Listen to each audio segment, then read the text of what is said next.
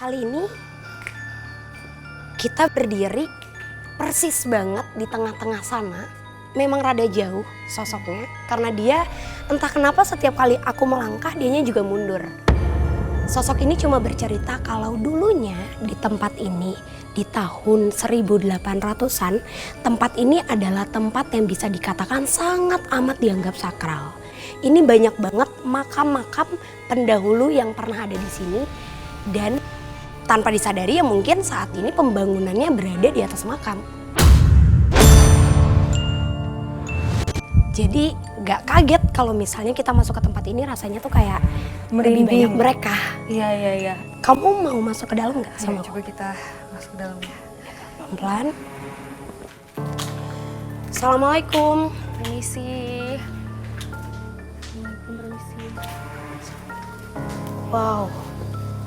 Wow Nat. Gimana Pris, apa yang kamu rasain? Coba tenang dulu. Kenapa? Dengar suara nggak barusan? Kalau dengar tadi itu ada suara kayak melengking seperti suara hewan burung. Tapi aslinya itu adalah perpindahan dimensi di mana saat ini pintu gerbang mereka sedang terbuka. Banyak banget di antara mereka yang lagi pada terbang di atas. Cuma yang bikin aku tertarik dan ngajak kamu untuk turun di tangga ini, persis di tangga tempat kita berdiri saat ini, dulu pernah ada kejadian. Mungkin pada saat lagi syuting, beberapa kali ada kru yang diganggu, terus juga ada bisa dikatakan kesurupan massal. Karena sosok dari penjaga di ruangan ini, itu sosoknya tuh besar banget. Besar banget. Matanya merah, dia mempunyai taring 2, dan sosok itu selalu tertarik untuk mengganggu perempuan. Yang banyak itu figuran. Yang masuknya nggak ngaku. Bilangnya gimana, Pak? Nggak, cuman ketawa doang, ya hahaha gitu. Ketawa-ketawa gitu. Dia tanya ini siapa? Pengen apa? Nggak ngaku. Kamu ngerasa makin panas gak? Aku ngerasa lebih merinding pada saat masuk ke sini. Di belakang kamu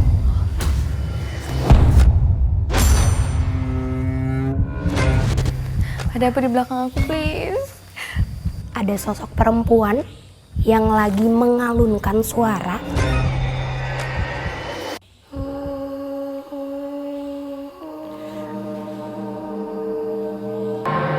Please, kayak gitu suaranya. Sekarang dia nyeringai.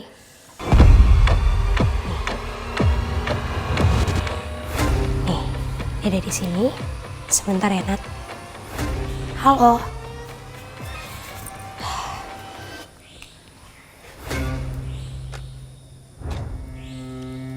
Kamu penunggu asli di sini?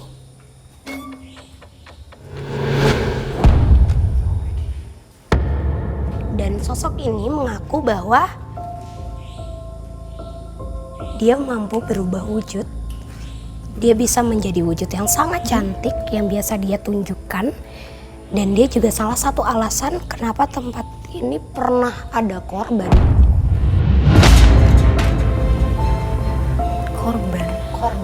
Korban apa, Pris, maksudnya? Pekerja, korban, dan pernah ada yang melanggar. Jadi di sini nggak boleh sembarangan buang air kecil, membuang sampah. Misalnya kan kencing dia, jadi kencing nggak tahu ada makhluk apa gitu. Dia ngomongnya ya begitu mas, katanya kekencingan gitu. Sorry sebentar. Ini aku nggak berhenti keringetan, tapi Pris, kamu gemeteran ya? ya di tahun 2000-an awal ada sosok perempuan yang saat ini sedang mendekat ke arah kita. Usianya 27 tahun, rambutnya pendek, menjadi korban pembunuhan dan mayatnya dibuang di belakang tempat ini sebelum tempat ini ramai dan menjadi tempat aktivitas. Kenapa sampai dia bisa jadi korban pembunuhan di sini? Apa? Oke. rumah atau tempat tinggal dia tidak jauh dari tempat ini. Yang membunuh dia orang terdekat dia. Mayatnya ditemukan pada saat sudah dengan keadaan membusuk. Tapi sosok perempuan ini justru malah dia tuh paling sering buat tongol di pinggiran jalan atau ngeganggu masyarakat yang lewat-lewat di sini. Sekedar berdiri dengan tatapan yang tajam. Perempuan pakai baju jubah putih ya, tapi rambutnya mas suka enggak rambut ini suka ke dalam mas, ke depan gitu bang, depan. Dia dibunuh di sini, tapi kenapa dia jadinya mengganggu orang-orang sekitar sini ya? Menurut kamu ada maksud apa? Karena awalnya mereka ngerasa kalau tempat ini tuh milik mereka. Ini tempat yang dijadikan tempat pembuangan mereka. Ini tempat yang bisa dijadikan rumah kedua mereka. Atau bahkan sebenarnya tempat ini udah kayak istana buat mereka. Istana jin.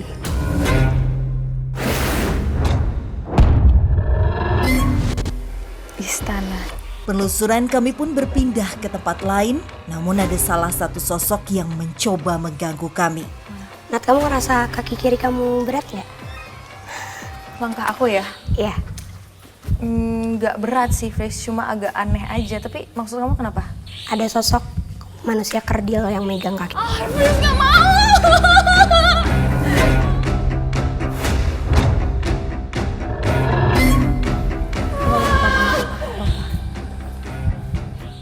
Dan sosok itu emang paling usil di sini, Nat.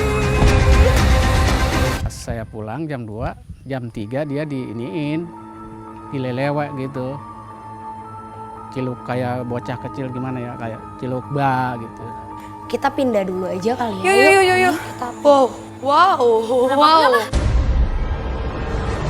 Di sini baru aja kenapa tadi aku langsung kayak shock kamu langsung ngeliat aku tadi. Tadi di sini ada potongan kepala. Hah? Dengar gak? Kamu dengar gak? Aku dengar. Kamu dengar? Kayak Yap. Hah? Dengar gak? Kamu dengar gak? aku dengar. Kamu dengar? Kayak Yap. Jadi barusan ada potongan kepala tadi yang mungkin dia tuh tahu kalau tujuan kita masuk ke sini, oh akan ada yang mencoba untuk interaksi, akan ada yang mau menceritakan. Jadi tadi kepala tadi tuh terbang di sini, tapi matanya merem. Jadi, tapi itu benar-benar hanya penggalan kepala, Fris. Penggalan kepala perempuan, lagi-lagi perempuan, Nat. Dengan rambut yang sangat panjang, karena aku kelihatan banget tadi rambutnya tuh sampai ke belakang sini, center kamu. Dan tadi pas suara tek-tek itu kayak,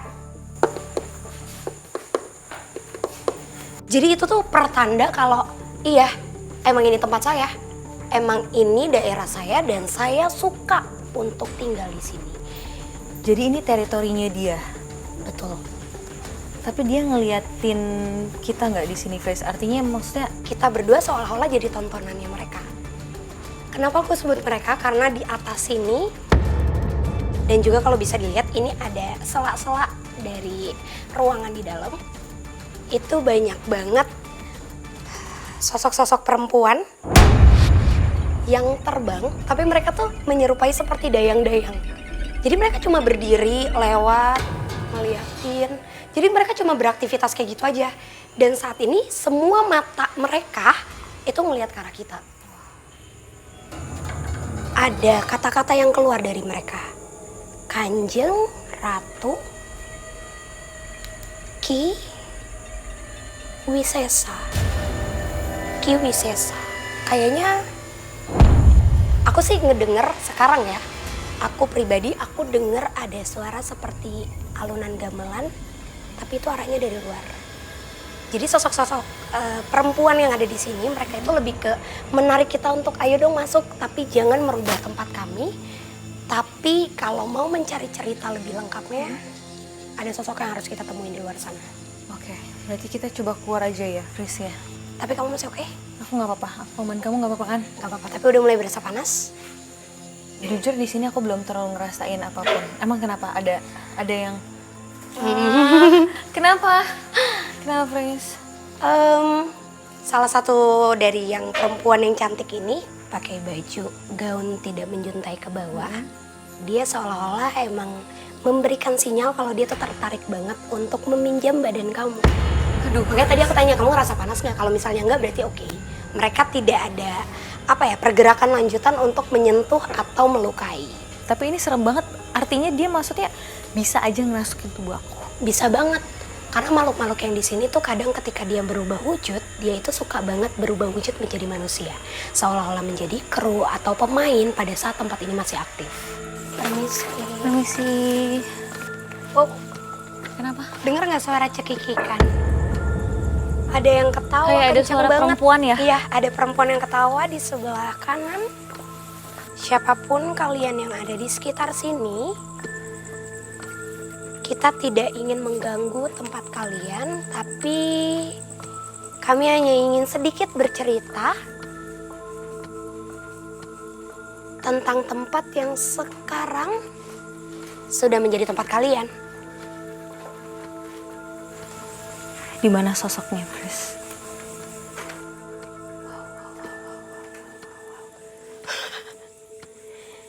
Siapapun yang ada di sini, kalau ada dari kalian yang mau komunikasi, Aku dengar suara itu.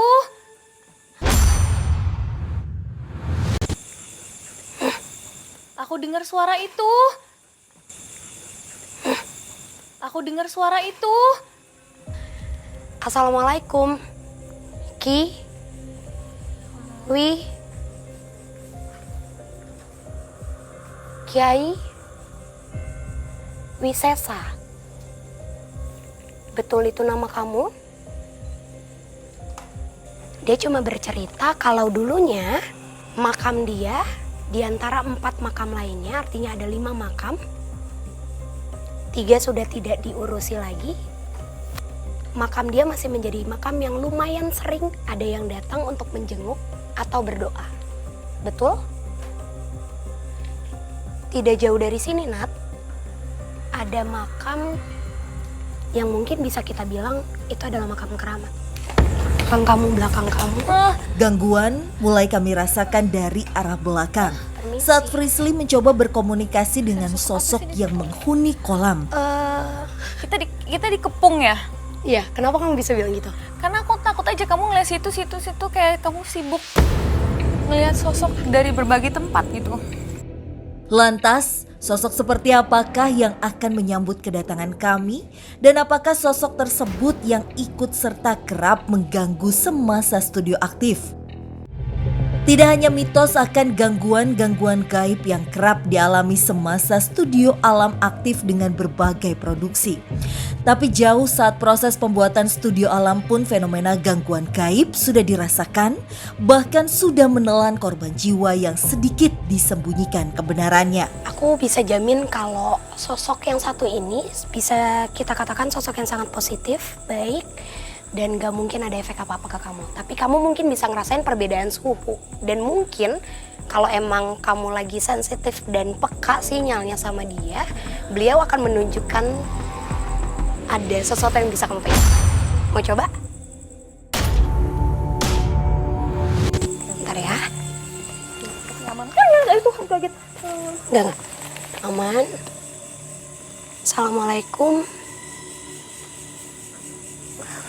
Permisi. Nggak apa-apa.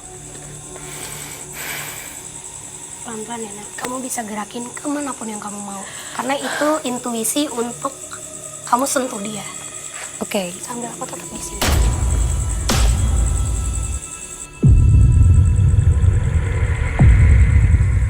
Ke bawah ya? Iya. Ngarahin ke bawah kan? Ke Kadang bawah aku kan? nggak gerakin tapi aku ngerasa. Ada yang denger nggak? Mulai ada musik-musik lagi. Tapi kok Ada tangan aku musik kayak- lagi. Ini aku lagi nyentuh bagian apa ya, Fris? Aku ngerasa Apa yang kamu rasain? panas tapi hanya di bagian telapak Iya. tangan aja, Fris. Tanpa kamu sadarin, tadi tuh kamu kayak menapakkan tangan kamu dan tangannya beliau. Kasih tahu aku kalau misalnya sakit ya. Tapi ini panas banget, Nat, panas banget. Di bagian sini doang, maksudnya panasnya nggak menyeluruh, hanya di bagian bener-bener di telapaknya doang. Yang menariknya, musik yang dari tadi Frisly denger, Iya. Di zaman dulu itu merupakan pertunjukan untuk menyambut tamu. Apa artinya juga ada yang akan datang? Atau mungkin kita yang akan datang. Datang ke dia. Iya. Oke. Sosok laki-laki. Kenapa? Itu suara apa sih tuh? Chris?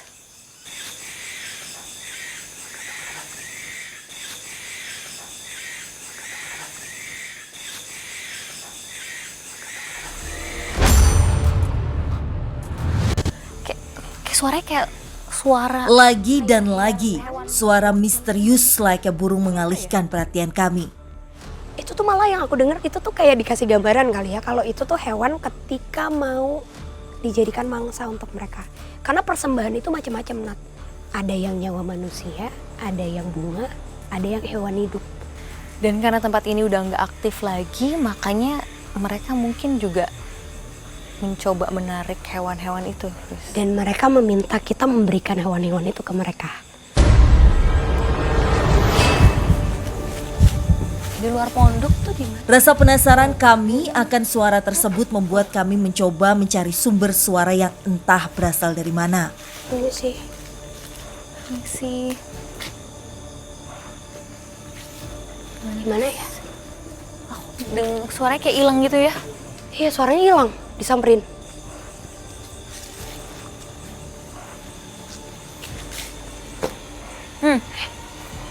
Kayak di belakang situ ya suaranya ya. Iya, di sini nggak sih? Di balik sini ya?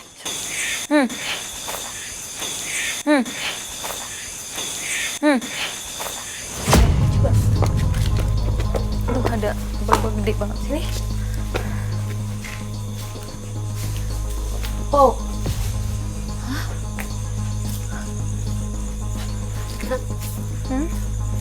Boleh bantu center? Gak ada. Atas? Atas? Itu apa? Kenapa? Mana ya?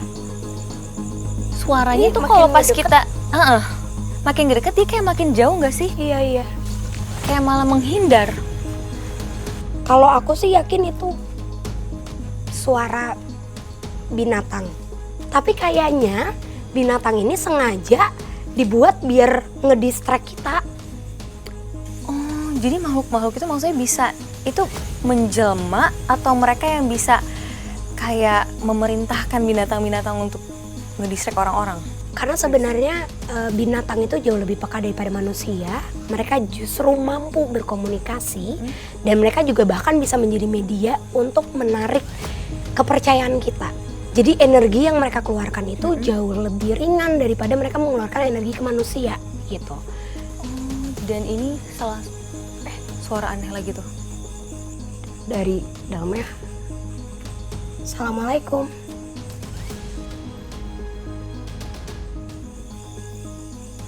Kenapa, Fres? Kamu dengar apa di situ? Ada bisikan. Tapi jadi kayak ngomong.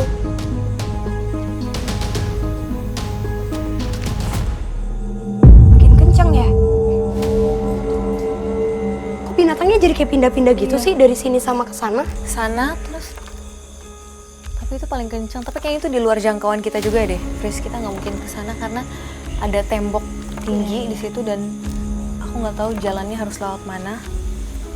Tadi tuh aku tuh denger kayak ada suara bisikan dari dalam sini, tapi bisikannya tuh nggak jelas. Jadi kayak sesuatu yang diulang-ulang, kayak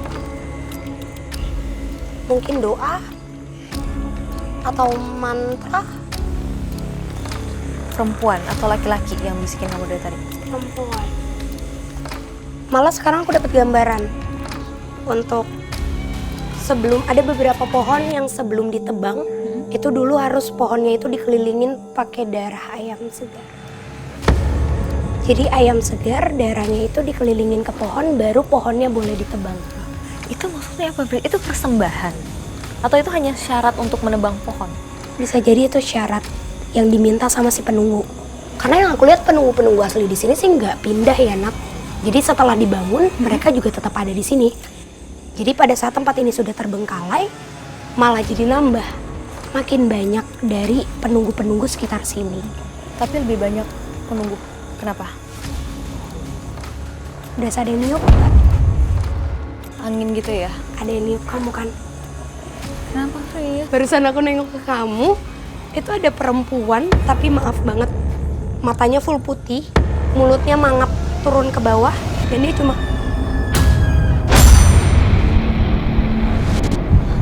Aduh, udah sini deh, Fris. Tapi kok aku tuh nggak ngerti ya kenapa mereka cuma nunjukin secara fisik sesaat, terus hilang. Kayak emang mereka tuh ngarahin kita buat komunikasi sama yang paling kuat dulu. Oke, yaudah apa kita kesana aja coba ya? Gangguan Dibanding tempat-tempat yang lain, aku harus akuin di sini sedikit lebih sejuk. Kalau tadi tuh kita kayaknya keringetan banget, pengap. Aku mau ikutin cara duduknya si perempuan ya. Sosok perempuan yang sangat cantik ini memakai baju seperti gaun panjang, ada selendangnya. Selendang berwarna merah di tangan. Di sini ada seperti batu kecil di tengah-tengah sini dengan ada untayan kalung emas. Dia sekarang duduk dan posisinya seperti ini. Tapi bedanya sekarang dia lagi natap ke arahku. Wow, dia di mana di atas air itu, Fris? Di sini sekarang dia malah ada di samping sini. Kamu bisa komunikasi sama dia, Fris? Bisa.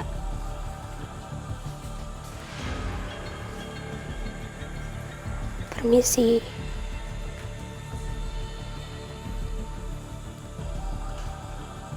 Kamu sosok yang selalu dan sering mengganggu orang-orang di sekitar sini. Boleh sambil direkam ya daunnya.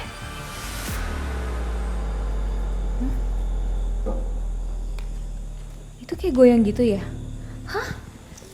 Permisi. Fris, itu Permisi. Fris, itu goyang. Iya. Kami datang ke sini cuma mau tahu dan mendapatkan cerita yang lebih dalam. Bukan. Saya mendekat, aku ngedekat ya. Fris, kamu hati-hati ya. Iya.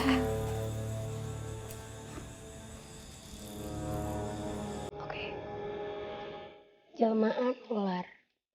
Dia merupakan jelmaan ular, sangat cantik, sering menyerupai perempuan cantik.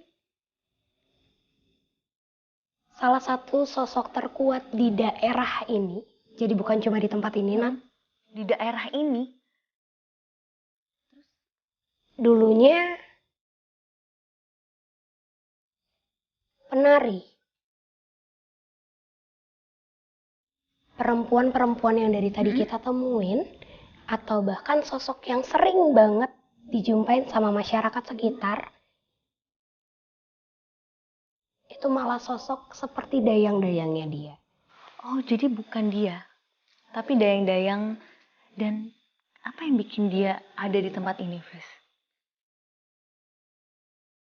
Saya akan menemui para pengikut saya apabila perjanjian yang disepakati sudah diterselesaikan. Jadi mungkin kalau yang aku tangkap, sosok yang besar dan mempunyai energi sangat besar kayak gini, ini biasanya dia pasti minta Persembahan. Persembahannya adalah tumbal. tumbal apa, Fris, biasanya? Apa yang biasanya dia minta di sini? Dia bilang kalau manusia itu lemah dalam hal kepercayaan. Karena terlalu banyak yang percaya dan itu membuat dia jauh semakin kuat.